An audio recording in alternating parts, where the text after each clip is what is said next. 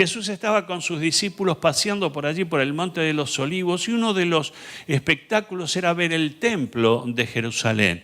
Y los discípulos dijeron: Señor, qué lindo que está, qué hermoso templo, qué hermosa edificación, cuánta belleza tiene ese templo. Y Jesús corta de alguna manera esa mirada y dice: pero ¿saben una cosa? No va a quedar piedra sobre piedra.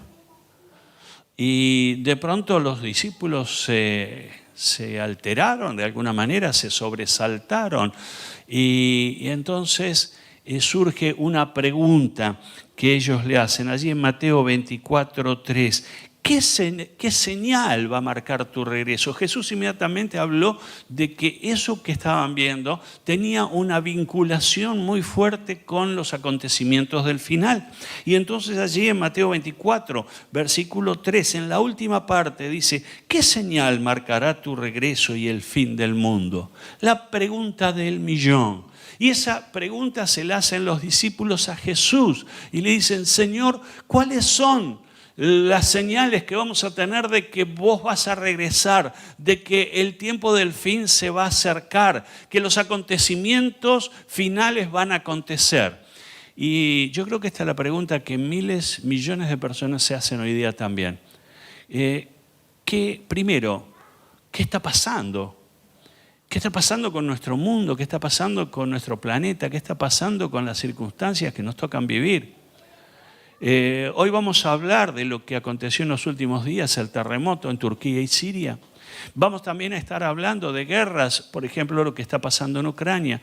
Pero sin adelantarme, quiero decirles que cada uno de estos eventos no son eventos al azar, no son eventos descolgados, no son situaciones que no tienen que ver una con otra. Hoy el Espíritu Santo nos dé la claridad de mente y de corazón para entender la sucesión de los hechos y cómo se concatenan, cómo se entrelazan unos con otros y que realmente pertenecen a señales claras y concretas de los tiempos por venir.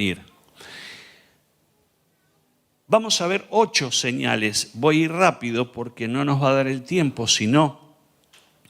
Pero allí en Mateo 24, versículos 4, 5 y 11,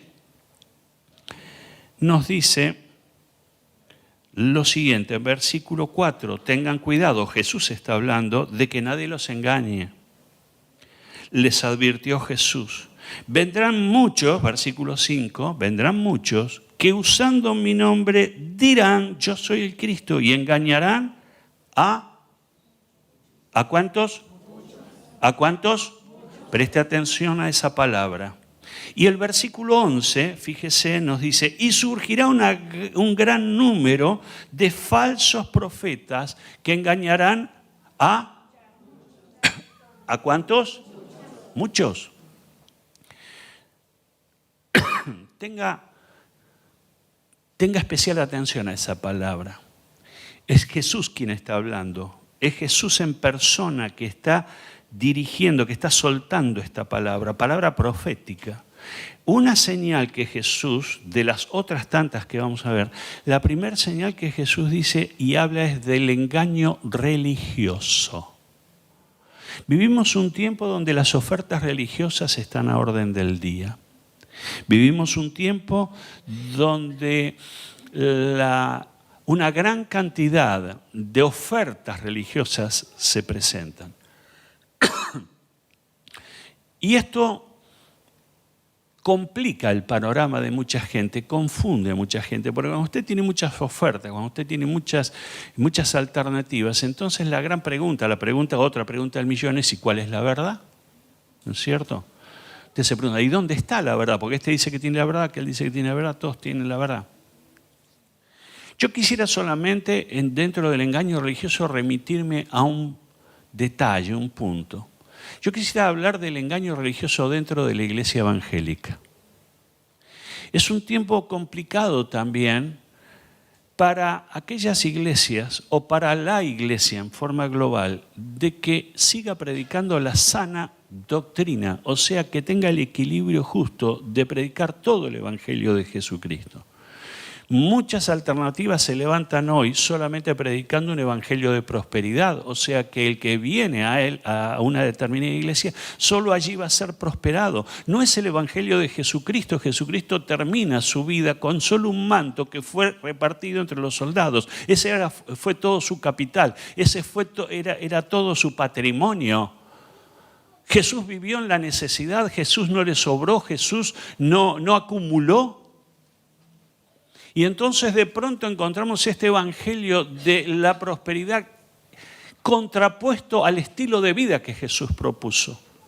El deseo de Jesús no es que usted sea una persona miserable o pobre, pero que tenga lo justo para vivir, lo necesario para vivir. El evangelio no me resuelve mis problemas económicos, el evangelio me resuelve mi problema eterno. Y cuando yo entiendo esto, entonces no le hago decir a la Biblia lo que la Biblia no dice, pero lamentablemente hoy tenemos muchos pastores, profetas, apóstoles predicando un evangelio distorsivo. Y esto ocurre dentro de la iglesia evangélica. Otro de los fenómenos del engaño religioso o del disturbio religioso es el abuso espiritual. Muchas iglesias trabajan y hacen trabajar a la gente casi como en un sinónimo de esclavitud, y si no trabaja no sirve. Es como un descarte, es como una botella vacía. O trabajás y servís para la visión de la iglesia o realmente no tenés valor. Se pierde de vista el eje del valor, y el eje del valor es la persona y no los eventos. Y es lo que Jesús marcó. A Jesús le interesaba la gente, a Jesús le interesaban las personas y los amaba y los amó hasta la muerte.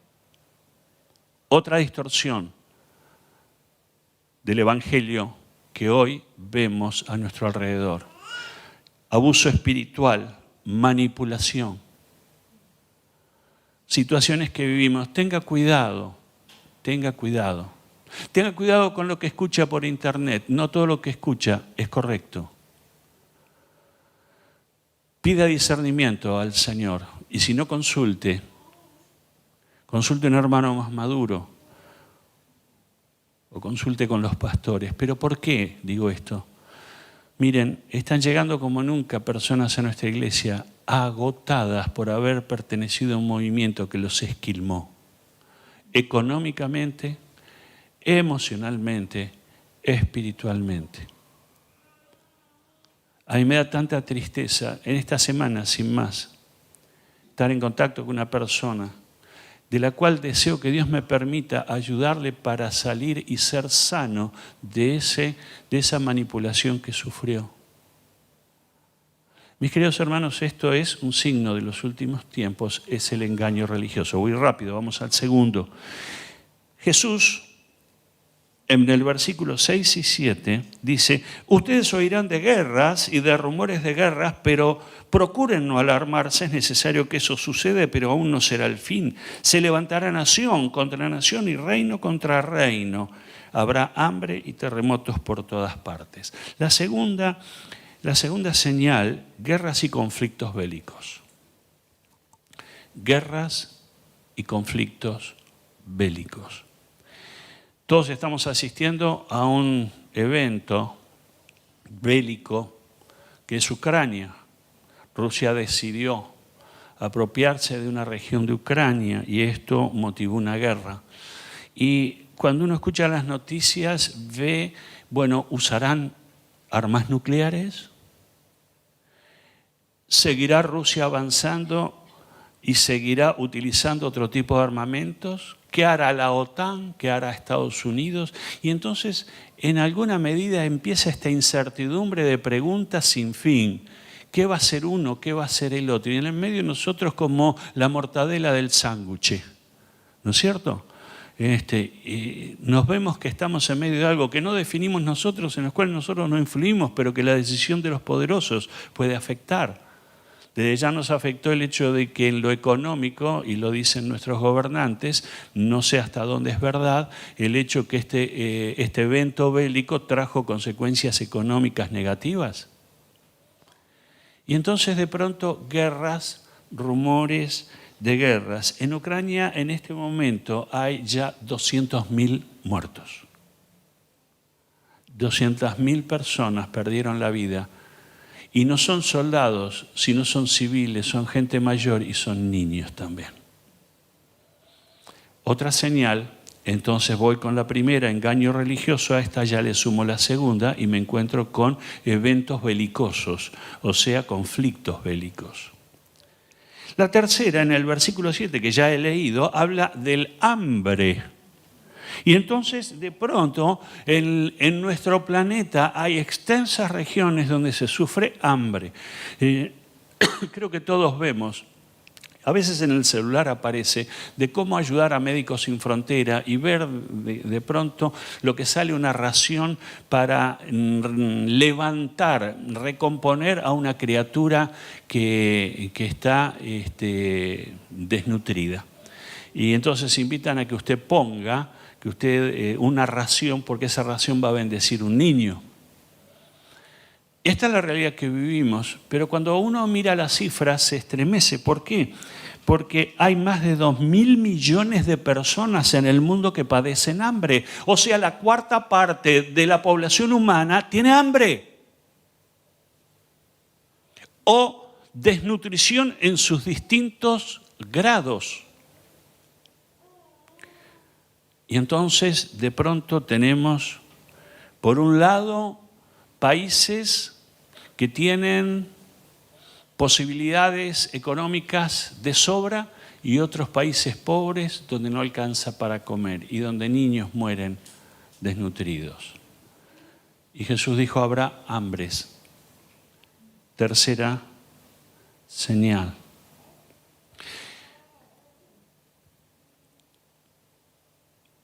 En este mismo versículo, en el 7, si lo volvemos a poner, encontramos otra palabra, terremotos. Observe allí.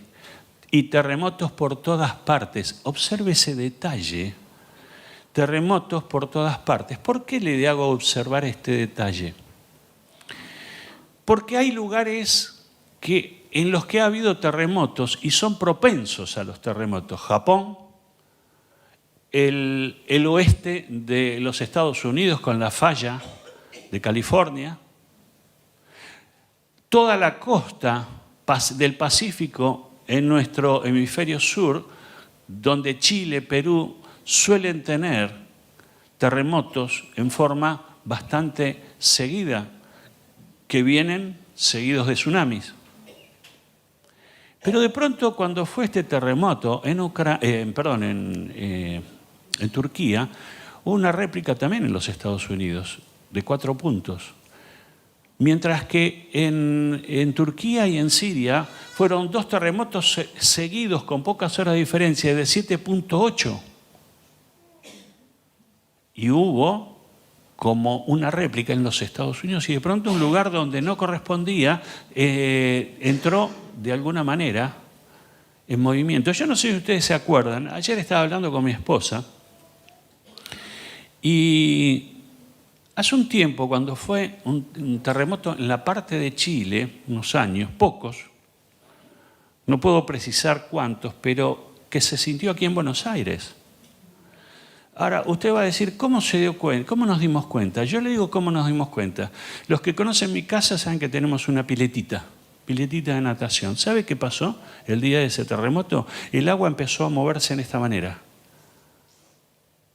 Hacía este movimiento dentro de la pileta. Jamás eso ocurre, salvo que la tierra tiemble. O sea, tuvimos la evidencia en Banfield de algo que estaba ocurriendo en Chile. Y entonces, de pronto, terremotos. En Turquía y Siria ya va arriba de los 40.000 muertos por causa del terremoto. Hay argentinos que están trabajando en brigadas de socorro y uno de ellos es de la Policía Federal Argentina. Hombres y algunas mujeres que están socorriendo y hurgando con perros entre los escombros para sacar víctimas. Y en medio de todo esto, y por eso una notita de color, estaba leyendo anoche que una criatura que estuvo 10 días enterrada, La criatura dice, sí, pero yo no estaba solo. Había alguien vestido de blanco que me daba de comer y me daba agua. Yo se lo dejo librado a su interpretación, pero los ángeles de Dios estuvieron muy activos también en estas brigadas de rescate. Así que, como usted ve, ya vamos teniendo 4 señales: engaño religioso, guerras y conflictos bélicos, hambres y terremotos en varias partes. El quinto, Lucas 21:11. Aquí cambiamos de pasaje. Y Lucas 21:11 nos dice lo siguiente. Espero que venga la proyección, porque así no cambio la página de mi Biblia. Habrá grandes terremotos, hambre y epidemias. Preste atención, subraye. Y epidemias por todas partes, cosas espantosas y grandes señales del cielo. Observe estos detalles. Epidemias. Entonces, no solamente tenemos hambre, no solamente tenemos terremotos, no solamente tenemos conflictos bélicos, no solamente tenemos engaño religioso, también tenemos epidemias. ¿Y qué quieren que les cuente de las epidemias si usted lo ha vivido? Usted vivió el COVID. ¿Sabe cuántas víctimas cobró el COVID en el mundo? 7 millones de personas. Hemos sabido nosotros lo que es una pandemia. Hemos sabido, hemos conocido, hoy hay mucha gente todavía dolida emocionalmente por el encierro, afectada emocionalmente por el encierro. Y otras personas se han circunscrito a estar en sus casas, especialmente personas mayores, para no correr riesgos. Se les ha cambiado la vida, se les han cambiado los hábitos. El miedo se apoderó de muchos de ellos y los que trabajan en salud saben. ¿Y cuántos que trabajan en salud perdieron la vida en esta pandemia? Entonces, usted sabe de qué estamos hablando. Pero no menosprecie esta señal, como las otras tampoco. Empiece a leerlas una tras de la otra como si fueran una cadena. Están entrelazadas, están combinadas. Una tiene que ver con otra y el conjunto de todas nos habla de algo que está por venir. La sexta es la persecución ideológica a los cristianos. Y en el versículo 9 de Mateo dice, entonces los entregarán a ustedes, a los suyos. Jesús está hablando a sus discípulos. Dice, entonces los entregarán a ustedes para que los persigan y los maten y los odiarán todas las naciones por causa de mi nombre. Los cristianos serán perseguidos. Los cristianos por causa de su fe serán señalados. Los cristianos por causa de su fe en Jesucristo serán hostigados. Y esto es lo que vivimos hoy. En la antigüedad, del primer siglo al tercero, a los cristianos se los mataba, a los cristianos se los asesinaba. En el Coliseo romano se los entregaba a los leones, se los decapitaba, se los descuartizaba por ser cristianos, por ser hijos de Dios y por no negar su fe en Jesucristo. Hoy no es tomando la vida, aunque hay muchos países y especialmente aquellos países que están bajo el dominio musulmán, toman al cristianismo como enemigo y ellos entienden que defienden la causa de Alá y asesinan cristianos creyendo que están haciendo un bien. Pero no estoy hablando de ellos, estoy hablando de otro tipo de persecución, es la persecución ideológica. La persecución ideológica es la que estamos viviendo en Argentina, con la enseñanza en nuestros colegios. A nuestros hijos se nos están enseñando, a nuestros nietos se nos están enseñando un tipo de conocimiento contrario a la Biblia, a la palabra de Dios. Y entonces de pronto tenemos el ESI, tenemos el tema de género. Hemos visto la muerte de Lucy, una criatura por mano de 2 personas lesbianas que lo asesinaron con odio por ser varón. Cosas increíbles, cosas escandalosas, cosas que nos rompen el corazón. Es lo que estamos viviendo, esto es persecución ideológica. Se nos persigue por pensar como pensamos, se nos persigue por creer en lo que creemos, se nos persigue, se nos discrimina, se nos separa. Ustedes son retrógrados. Esa es la expresión más común que se escucha.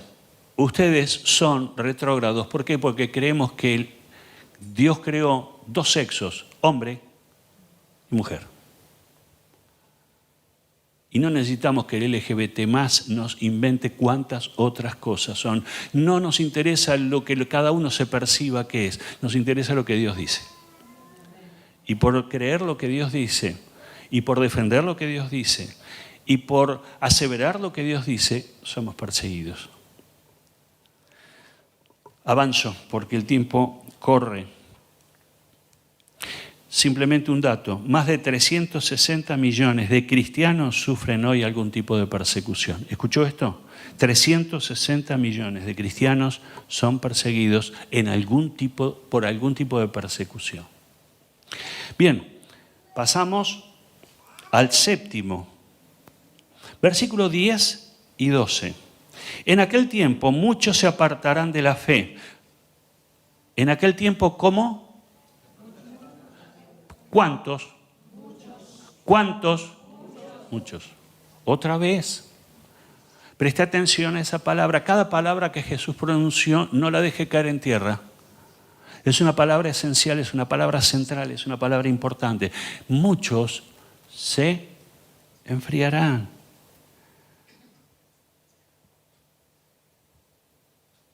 En aquel tiempo muchos se apartarán de la fe, unos a otros se traicionarán y se odiarán. Versículo 12, habrá tanta maldad que el amor de muchos se enfriará. Aquí ya tenemos otra señal, es el enfriamiento espiritual. El enfriamiento espiritual. El enfriamiento espiritual no ocurre de un día para el otro, no es algo automático. No es que un día estoy fervoroso, ferviente delante de Dios y el otro día estoy negándolo. No. Es como un ciclo, es como un tobogán. Usted se va deslizando día a día de acuerdo a aquellas cosas que usted está empezando a incorporar en su vida. ¿Qué cosas está empezando a compartir? ¿Qué cosas está dejando y qué otras cosas está tomando? Y entonces de pronto el enfriamiento espiritual. Le voy a dar una estadística que da escalofríos. El 60% de los jóvenes cristianos están dejando las iglesias. ¿Escuchó esto? El 60% de los jóvenes cristianos están abandonando la iglesia. Esto es una catástrofe. ¿Por qué? Porque de pronto van a la facultad, colegio secundario, barra de amigos que no son cristianos y se empieza a incorporar valores que no son los valores de la Biblia, se empiezan a experimentar placeres que antes no lo hacían y entonces la vida empieza a ir cambiando. Empiezan a cambiar valores unos por otros. Dejan lo que la Biblia dice, adoptan lo que la sociedad dice. Y entonces de pronto están viviendo un estilo de vida complicado. Un estilo de vida que trae consecuencias a la fe, que son contrarios a la fe, que traen problemas y que van produciendo un enfriamiento. El tema no es si usted asiste a la iglesia, el problema es con qué actitud usted asiste, porque yo puedo estar sentado en el banco como estuve recién y mi corazón está en otro lugar.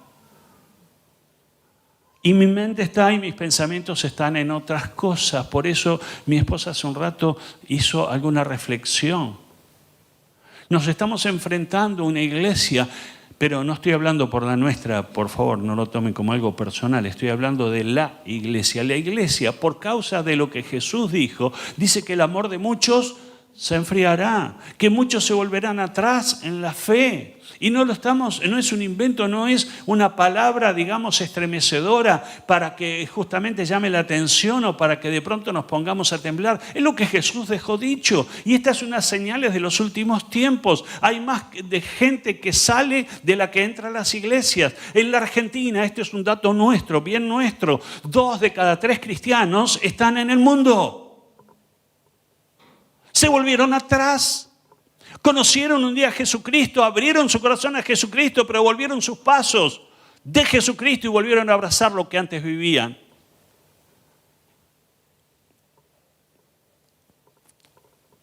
El enfriamiento espiritual es otra de las catástrofes, otra de las señales que nos hablan del tiempo que vivimos. La última señal, por lo menos que voy en esta mañana a hablar con ustedes, es una señal que realmente es positiva. De las 8, 7 son negativas, pero esta es positiva. Esta es una buena señal, esta es una señal de la cual nos tenemos que sacar el sombrero. Y está justamente en el versículo 14 y dice, y este evangelio del reino se predicará en todo el mundo como testimonio a todas las naciones. Y entonces vendrá el fin. Esta señal es tremendamente central.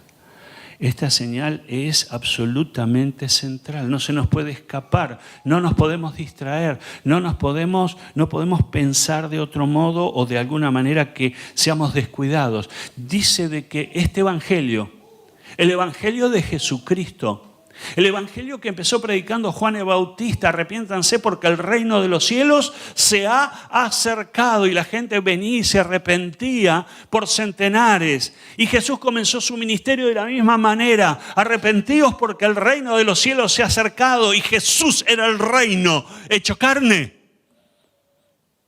Y dice, y este evangelio será predicado a todas las naciones. Y así como hemos visto todo el cataclismo de cosas negativas, también vemos que hay algo que está ocurriendo como nunca. Los países que aún menos evangelizados están llegando misioneros nuestros para predicar el evangelio aún a costa de sus vidas.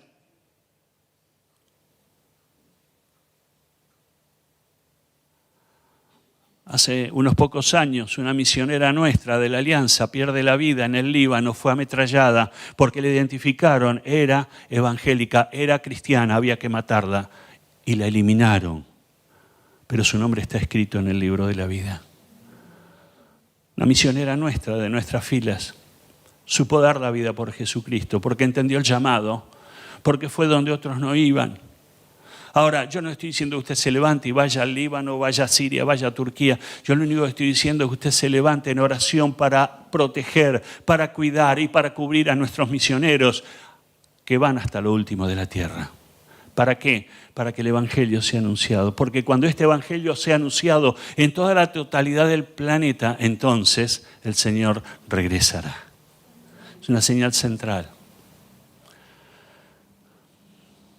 Hace unos pocos días estalló un avivamiento en los Estados Unidos, en la Universidad de Asbury, en Kentucky. Empezó con una reunión en el campus de la universidad, en la capilla del campus, una reunión ordinaria, una reunión dentro de lo que es el protocolo de esa universidad. Y el pastor que estaba predicando invitó a los presentes a que tengan un encuentro con Jesucristo. Y 100 jóvenes se levantaron de sus asientos y se vinieron al altar llorando, quebrantados y entregando su corazón a Jesucristo. Y a partir de ese instante, donde hubo confesión de pecados, arrepentimiento y quebrantamiento, se produjo un mover del Espíritu Santo que todavía no cesó. Hace más de 10 días, de noche y de día, en ese lugar se reúnen miles de personas para dar la gloria a Jesucristo. Impresionante lo que está pasando en ese lugar. Con mucha delicadeza el pastor que está allí, el pastor titular, dice, no decimos que es un avivamiento, es un despertar por ahora. Las últimas noticias es que una segunda universidad en los Estados Unidos está pasando lo mismo.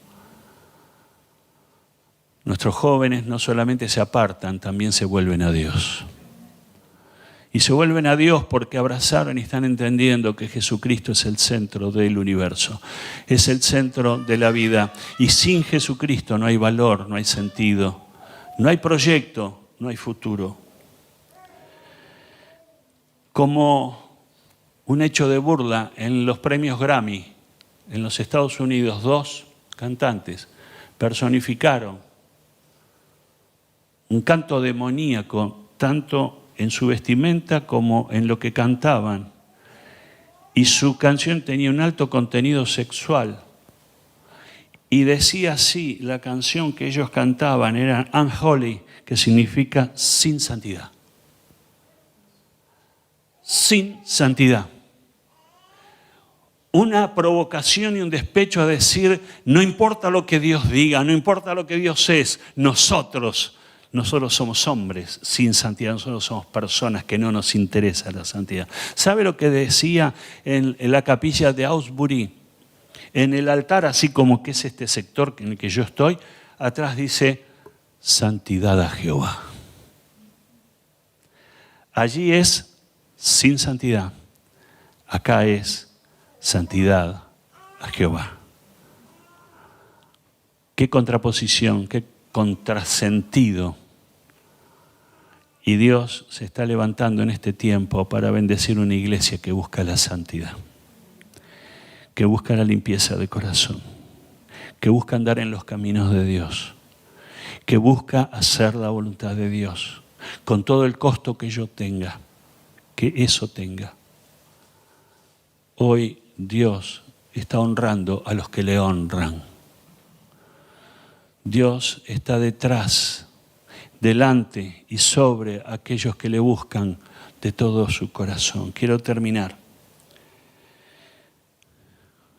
Quiero concluir con 2 versículos. Mateo 24, versículo 32 y 33. Y dice, aprendan de la higuera esta lección. Tan pronto como se ponen tiernas sus ramas y brotan sus hojas, ustedes saben que el verano está cerca. Igualmente, cuando vean todas estas cosas, sepan que el tiempo está cerca, está a las puertas. Cuando usted mira una higuera, usted se da cuenta en la estación que está de acuerdo a cómo evoluciona o cómo crece la higuera, si está teniendo hojas nuevas, brotes nuevos, y ni hablar cuando ya empieza a ver los primeros higos. Usted se da cuenta, usted lee el tiempo mirando la higuera y dice, el verano está cerca porque va a ser la fecha, va a ser la época de la cosecha. Y Jesús dice, así como ustedes miran la higuera y se dan cuenta que el verano está cierto, miren estas señales para darse cuenta que yo vengo pronto. Eso es lo que Jesús está diciendo. Por eso no subestime estas señales, no las deje de costado, no mire para el otro lado, no piense que esto es para otra época. Empiece a darse cuenta, empecemos juntos a darnos cuenta que Cristo viene, que Cristo está a la puerta, que las trompetas se están empezando a sonar, que el reloj de Dios está en las 12 menos 1 minuto, porque cuando den las 12 Cristo viene. Pero déjeme decirle a qué viene Jesús. No viene a salvar como en su primera venida en el pesebre de Belén. Ahora viene a juzgar. Ahora viene a juzgar. Porque todo este tiempo es el tiempo de la gracia, todo este tiempo es el tiempo de la oportunidad, todo este tiempo es el tiempo para que la gente se vuelva a Dios con todo su corazón. Este es el tiempo. Y mientras tengamos tiempo, aprovechemos. Mientras que tengamos tiempo, hablemos. Mientras que tengamos tiempo, prediquemos. ¿Cuántos de tu familia no conocen a Jesucristo todavía? ¿Cuántos de tus compañeros de trabajo no les has hablado nunca? ¿Cuántos de tus vecinos no saben que sos un hijo, una hija de Dios? Este es un tiempo donde ya no hay tiempo. El llamado es urgente. La advertencia es urgente, las señales están cumplidas, la mayoría están cumplidas o se están cumpliendo. Y Jesús entonces dice, cuando ustedes vean la higuera y saben que viene el verano, cuando ustedes vean estas señales y las perciban y las comprueben, sepan que el Señor viene pronto. Y Lucas, capítulo 17. Es el último pasaje.